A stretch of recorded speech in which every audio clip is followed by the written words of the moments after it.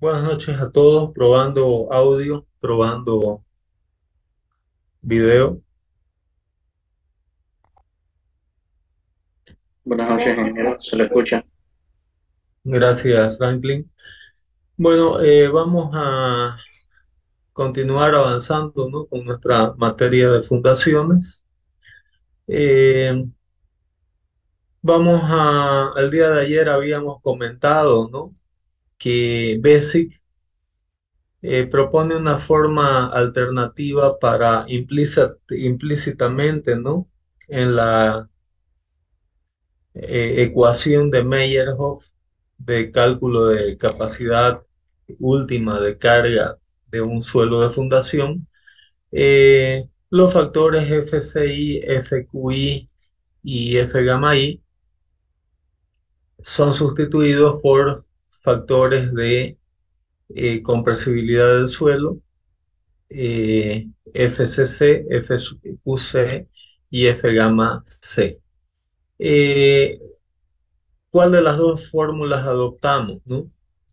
Para ello, Basic propuso un parámetro, ¿no?, de referencia de rigidez del suelo denominado eh, índice de rigidez del suelo, que es dado por GS dividido por C' más Q' tangente de Φ', donde GS es el módulo de formación transversal del suelo o módulo cortante, ¿no?, que puede relacionarse en función al módulo elástico dividido por 2 veces uno más ni, donde ni es el coeficiente de, de formación transversal de un material, en este caso suelo, ¿no? Y Q' sería la presión vertical efectiva en el suelo a una profundidad de desplante eh, más una profundidad de la mitad del ancho de mi zapata. Entonces, para el suelo, y ver cuál de las dos ecuaciones que empleamos, usamos ese índice de rigidez y de manera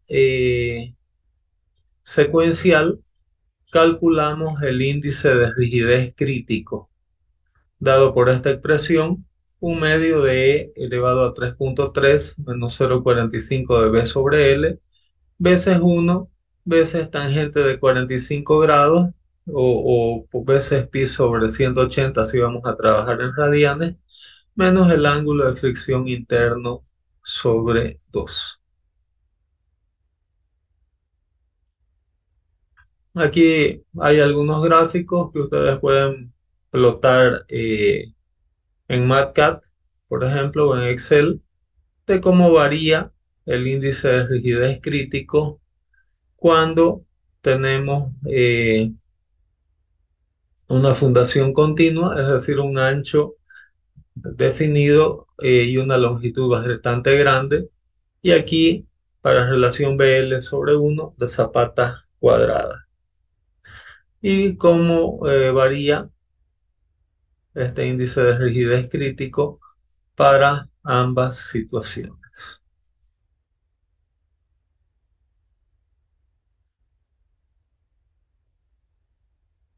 Como les había comentado, si el índice de rigidez es mayor que el índice de rigidez crítico, entonces los factores de compresibilidad son iguales a la unidad. Significa que el suelo es lo suficiente rígido como para recibir, ¿no?, la presión de proyecto o carga admisible, ¿no?, sin deformaciones importantes del suelo.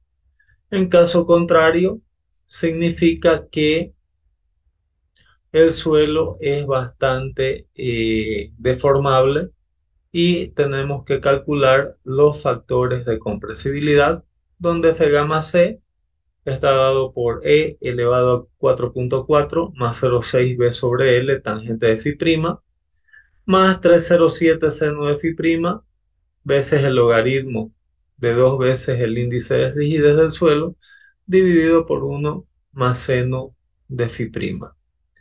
FQC se adopta el mismo valor que F gamma C y FCC está dado por 0,32 más 0,12 veces B sobre L más 0,6 veces el logaritmo de nuestro índice de rigidez.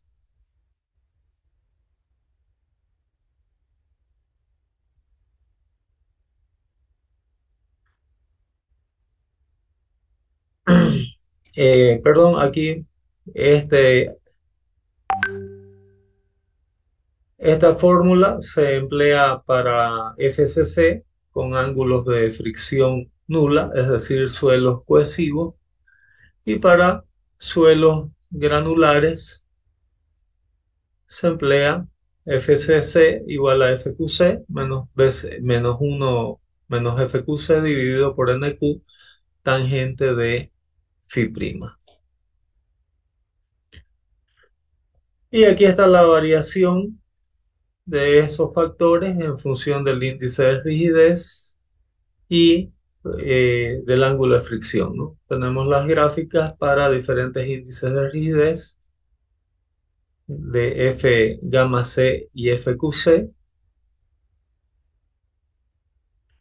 Y vamos a presentar aquí a continuación un ejercicio de aplicación numérica, ¿no? De esas expresiones que vimos anteriormente.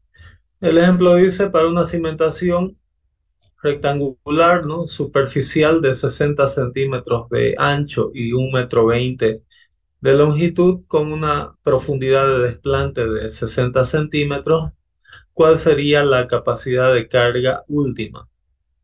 Entonces, como datos tenemos ángulo de fricción interno 25 grados, la cohesión del suelo 48 kilonewtons por metro cuadrado, peso específico del suelo 18 kilonewtons por metro cúbico, módulo elástico del suelo 620 kilonewtons por metro cuadrado, eh, coeficiente de dilatación transversal 0,3,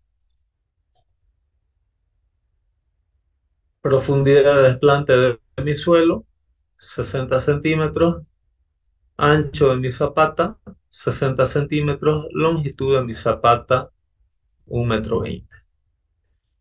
Entonces, como les había comentado anteriormente, el módulo, lo primero que tenemos que hacer es calcular el índice de rigidez y el índice de rigidez crítico y comparar cuál es mayor para ver si aplicamos esos factores, ¿no? El módulo elástico del suelo, como les había comentado previamente, está dado, perdón, el módulo de deformación transversal del suelo, como había comentado anteriormente, es igual al módulo elástico del suelo, dividido por dos veces 1 más el coeficiente de distorsión transversal, que es 0,3. Con eso obtenemos el parámetro del módulo de deformación transversal del suelo, del orden de 238.462 kilonewtons por metro cuadrado. Como no habla nada de nivel freático, la tensión vertical efectiva a la profundidad de DF más B medio va a ser gamma, que es el peso del suelo, veces DF, que es 60 centímetros, más B sobre 2, que es 60 centímetros entre 2, ¿no? Sustituyendo valores, obtenemos una tensión vertical efectiva de 16.2 kilonewtons por metro cuadrado. Y con eso tenemos todos los parámetros para calcular nuestro índice de rigidez del suelo. Sustituyendo los parámetros de GS, C', Q', phi', Aquí está, esta tangente está en radianes, por eso se hace la conversión. Con eso obtenemos un índice de rigidez de 4,292. No sé si quedó entendido hasta aquí. Si alguien tiene alguna duda o pregunta.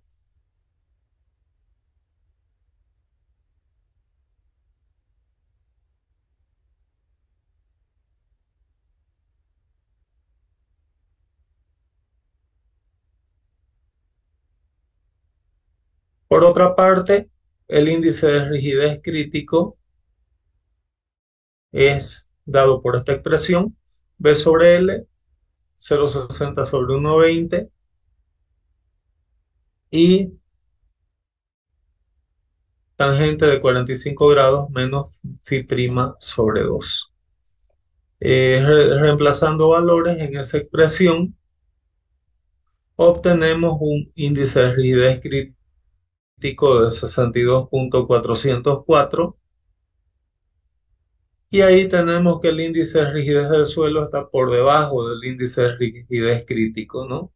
Por lo tanto, debemos ajustar esos factores, ¿no?, de compresibilidad, ya que no van a ser iguales a 1. Entonces, F gamma C se calcula de acuerdo a la expresión que habíamos presentado anteriormente. Sustituyendo valores, obtenemos un valor de F gamma C de 0,346. Fíjense aquí, de un valor 1, ¿no?, que tiene F gamma C, en caso que el suelo sea rígido, la capacidad de carga cae para esa primera expresión a cerca de 1/3. Con el segundo término de la expresión de Meyerhof pasa lo mismo, cae cerca de 1/3 y falta calcular el tercer componente de la expresión, FCC. Eh, bueno, aquí hay el tema de que se consideró el ángulo de fricción mayor a cero, ya que phi prima eh, también eh, está aquí mayor a cero, ¿no? 25 grados. Entonces aquí eh, sustituimos, ¿no? Para FCC los valores de la expresión, obteniendo un valor de FCC de 0,215, ¿no? A continuación, tenemos que calcular todos los demás valores que vimos ayer, cómo se calculaban los factores de Meyerhof, ¿no? Entonces ahí tenemos el cálculo de NQ, NC y N gamma, de acuerdo a las fórmulas que vimos el día de ayer. Obtenemos 10,66 para NQ, 20,721 para NC, 10,876 para N gamma. Seguimos calculando los otros parámetros de Meyerhof, obteniendo para FCS un valor de 1,257, para FQS un valor de 1,233, sustituyendo, ¿no?, los valores de B sobre L y NQ y NC respectivamente. El ángulo de fricción interno, ¿no? Todos son datos conocidos. F gamma S va a ser 1 menos 0,4 veces B sobre L, que nos da 0,8. FCD, 1 más 0,4 veces DF sobre B, que nos da 1,4. FQD, 1 más 2 tangente de phi prima, veces 1 menos seno de phi prima al cuadrado, veces DF sobre B, obteniendo para FQD un valor de 1,311 y F gamma D igual a 1, ¿no?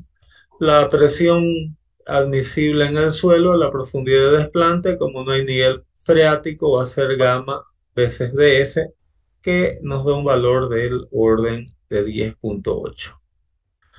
Con eso prácticamente están calculados, ¿no?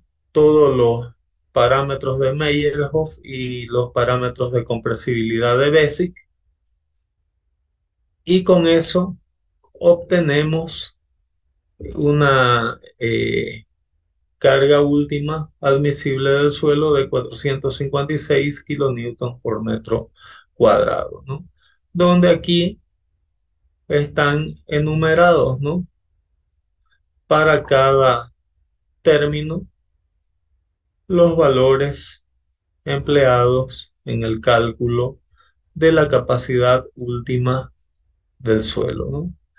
Eh, Nosotros en este caso eh,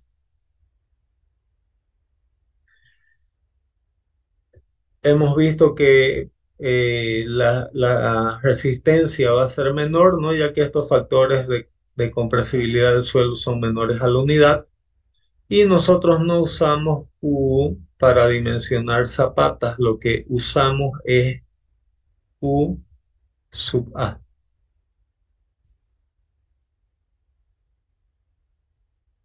que es la capacidad última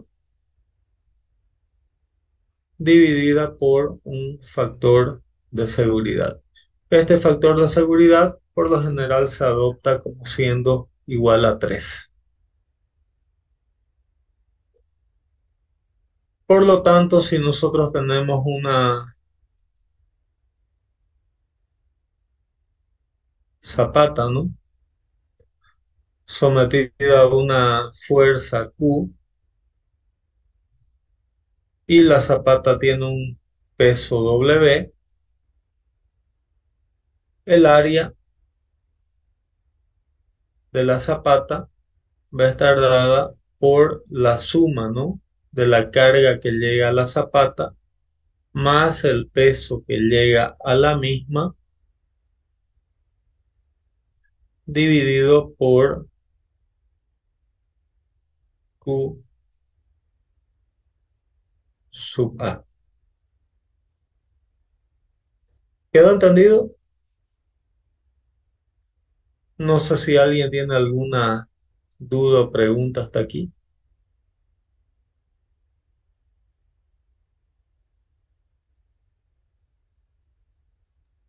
¿Entendió, ingeniero?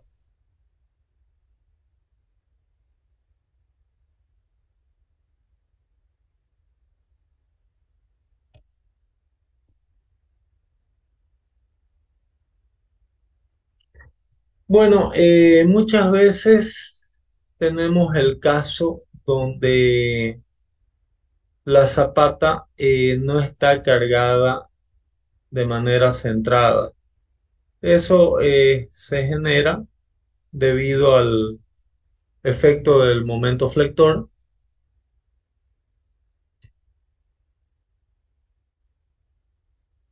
y este caso puede ser igual a, si tengo aquí una carga P y aquí tengo un momento flector M, esto puede ser comparable a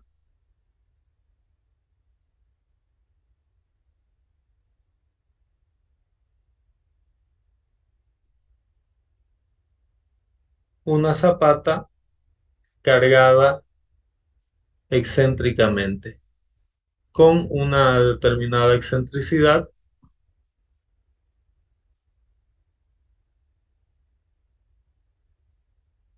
E,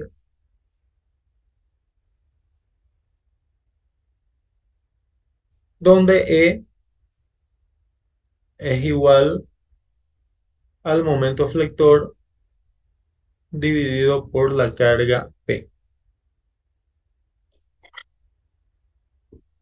¿Ok? Es muy importante introducir, ¿no? En elementos donde nos interesa la compresión, es decir, en zapatas, en lo posible tenemos que trabajar con zapatas exclusivamente comprimidas, ¿no? Entonces lo que tenemos que hacer aquí es que sumando el efecto, ¿no? de la carga P más el momento flector, esto puede generar tensiones diferentes en el suelo, pero que todo esté comprimido y que la tensión máxima provocada, ¿no? sobre la zapata sea inferior a la tensión admisible del suelo. ¿Quedó entendido eso? Lo que tenemos que evitar en las zapatas en lo posible es situaciones como esta, donde yo tenga una parte de la zapata comprimida y la otra traccionada, que en realidad no existe tracción porque el suelo solo funciona con presión y a, no trabaja a tracción, ¿no? Si bien en este caso es posible, se evita siempre y cuando aquí sigma 1 sea también menor a Q sobre A y que esta parte del levantamiento de la zapata sea mínimo, también es posible que funcione la zapata, pero este caso se evita en lo posible, siendo que por lo general tenemos que conseguir algo como el caso superior. Las tensiones no pueden ser uniformes a lo largo por el efecto del momento flector, pero esto eh, es lo que por lo general se desea, ¿no? Y aquí, para lograr esto, tenemos, es muy importante introducir el concepto de núcleo central de la zapata. Para ello vamos a suponer que tenemos aquí una zapata de una dimensión B por una dimensión L.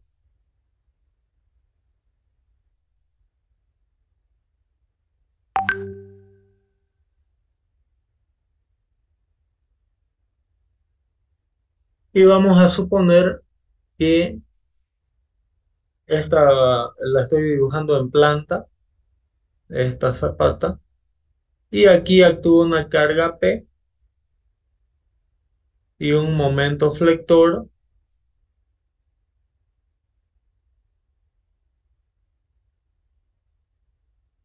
M. Creo que todos han hecho resistencia de materiales, ¿no? No sé si vieron en resistencia de materiales el concepto de núcleo central.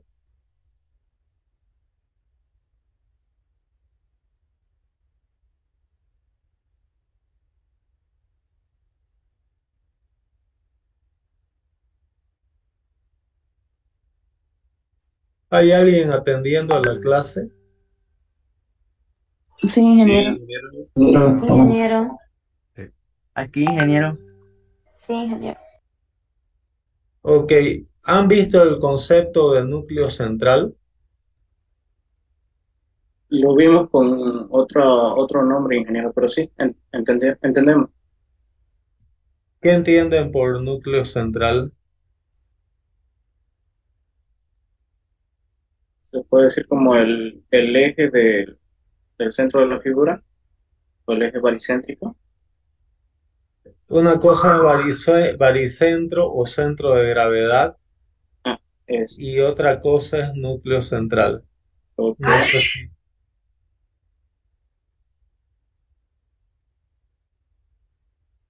La idea de núcleo central es lo siguiente, es saber cuál es la excentricidad máxima que puede tener esta carga, es decir, cuánto puede andar esta carga hacia la izquierda o hacia la derecha sin generar tensiones de tracción en el suelo. Entonces, la idea del núcleo central es qué excentricidad puede tener esta carga E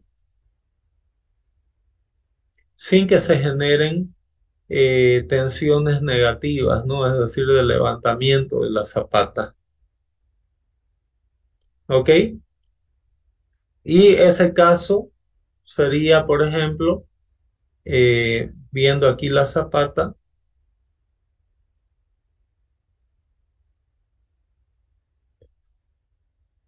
¿cuál es la excentricidad, por ejemplo, en el límite que me genera esta situación, ¿no? Tensión máxima compresiva de un lado y prácticamente tensión nula del otro lado, es decir, cero aquí.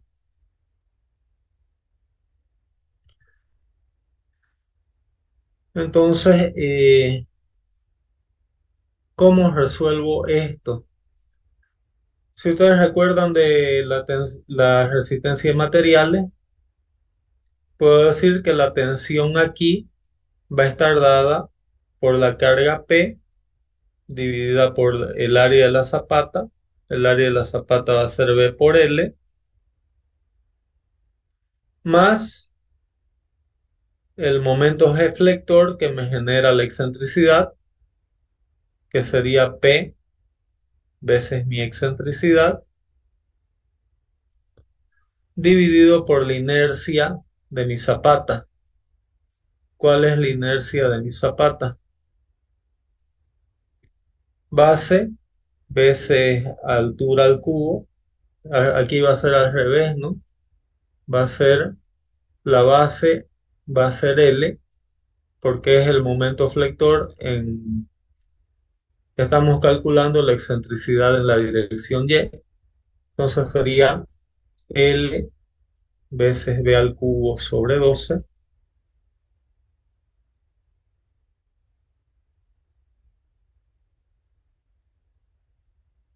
Me imagino que están familiarizados con esta fórmula, ¿no? De resistencia de materiales. Lo que estamos queriendo es saber cuál es la excentricidad que me genera esta situación.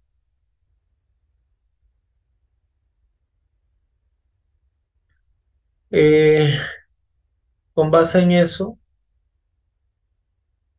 aquí faltan veces la distancia máxima, ¿no? Que va a ser B sobre 2.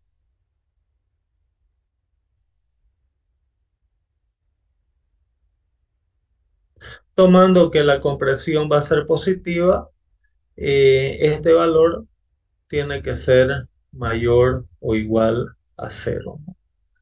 Entonces aquí, reduciendo términos, tenemos que P se elimina. Aquí,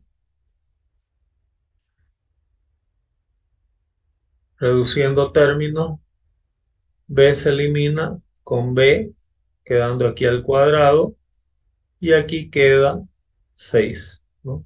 Reduciéndose con 2. Entonces aquí vamos a tener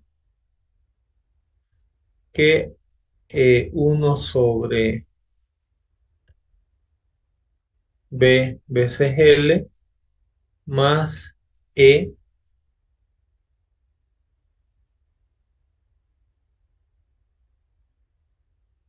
dividido por E veces 6, ¿no?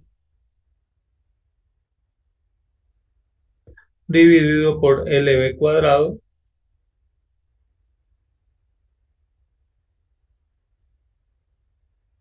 tiene que ser mayor o igual a cero. De aquí,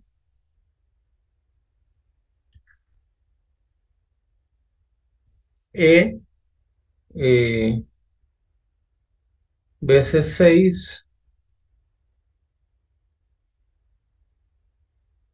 aquí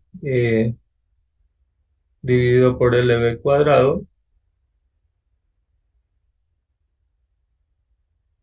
tiene que ser mayor o igual a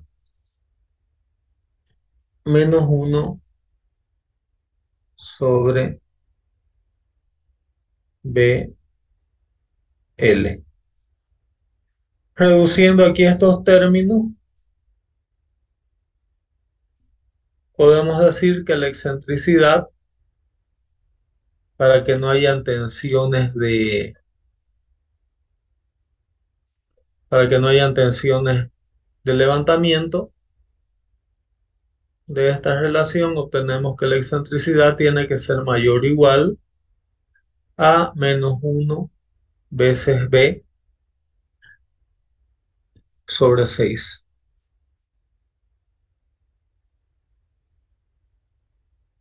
Vamos a escribir un poco mejor aquí.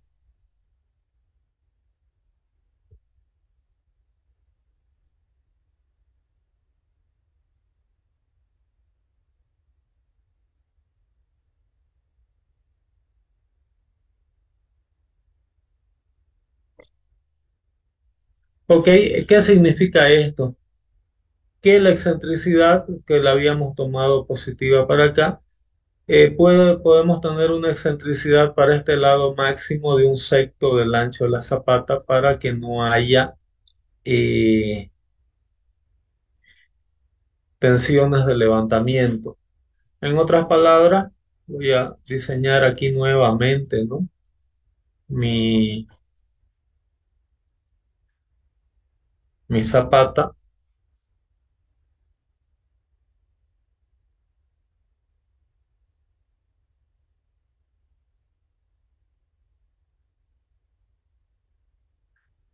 Esa expresión que les comentaba nos dice que la zapata, para que no haya efectos de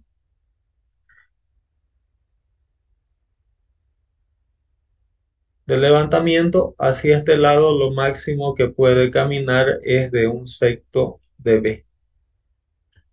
Como el problema es simétrico, también para acá lo máximo que puede tener de excentricidad la carga es de B sobre 6. Y en el otro lado, la excentricidad máxima siguiendo la misma cuenta, pero con el momento generado en la dirección contraria, el- lo máximo que puede andar o desplazarse la excentricidad es de L sobre 6 y lo mismo para abajo, L sobre 6.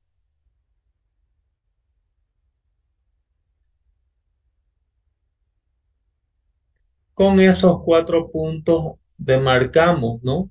Un área que acostumbramos denominar núcleo central. ¿Quedó entendido el concepto de núcleo central? No sé si alguien tiene alguna duda o pregunta. Entendió perfectamente, ingeniero. Perdón, Josué. No, le decía que se entendió perfectamente. Gracias. Ok, muchas gracias, gracias. Ingeniero, una consulta. ¿Por qué delimita el núcleo central de esa forma, como un diamante? ¿Por qué no un cuadrado con esos límites? Eh, ¿Por qué? Porque yo puedo tener situaciones en que yo tengo momento flector en dos direcciones, Ya, ¿ok? Y si ustedes verifican, hacen las ecuaciones de esa forma, van a ver que con la delimitación romboidal es la en la cual es el área en la cual cuando yo tengo momentos flectores en ambas direcciones, no hay dentro de esta área, la carga puede tener excentricidad en una dirección, puede tenerse en la otra o puede tenerse en las dos direcciones, en cualquier punto de este rombo. Nunca se va a tener esta situación. Yo manteniendo eh, la excentricidad de mi carga siendo en una dirección o dos dentro del núcleo central, siempre voy a estar en esta situación. muchas gracias, ingeniero. ¿Quedó respondida, Eric, la pregunta? Sí, gracias. Si ustedes hacen un ejercicio con una excentricidad aquí, por ejemplo, que estaría dentro de un cuadrado, pero fuera del rombo central van a ver que que esta situación ya no verifica. Entonces, un muy buen criterio, ¿no? Que se puede adoptar en dimensionamientos de zapatas sometidos a efectos de momentos flectores, ya sea en una dirección, en la otra o en ambas, es dimensionar la zapata de tal manera en la que la excentricidad de la carga, calculada como la relación entre momento flector y fuerza axial, siempre quede dentro de mi núcleo central, que puede ser determinado fácilmente, ¿no? Calculando cuál es el secto del ancho y cuál es el secto del largo de la zapata. Esa es una regla que yo he empleado mucho, ¿no? En mis proyectos que he realizado en diferentes estructuras y realmente le da tranquilidad a uno. ¿Ok? Entonces, voy a parar la clase por aquí el día de hoy. El libro de Braja también da otras reglas que las vamos a ver el día lunes. Mañana no habrá clases, vamos a retomar lunes nuestra próxima clase, pero vamos a ver qué dice también Braja con respecto al dimensionamiento de zapatas cargadas excéntricamente, que da también algunas reglas técnicas bien simples y bien importantes. ¿Ok? Entonces con eso finalizamos la clase el día de hoy y muchas gracias por su participación. Revisen el material para que no se vaya acumulando, ¿no? Está bien, ingeniero, gracias. Muchas Gracias, gracias. ingeniero. Gracias, Tenga ingeniero. Gracias, Hasta ingeniero. luego. buen fin de semana. Hasta el día lunes. Muchas gracias.